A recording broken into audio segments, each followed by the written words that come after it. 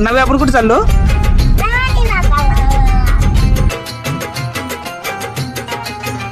अशी चिक मोत्याची माळ होती ग 30 तोळ्याची ग. चिक मोत्याची माळ होती ग 30 तोळ्याची ग.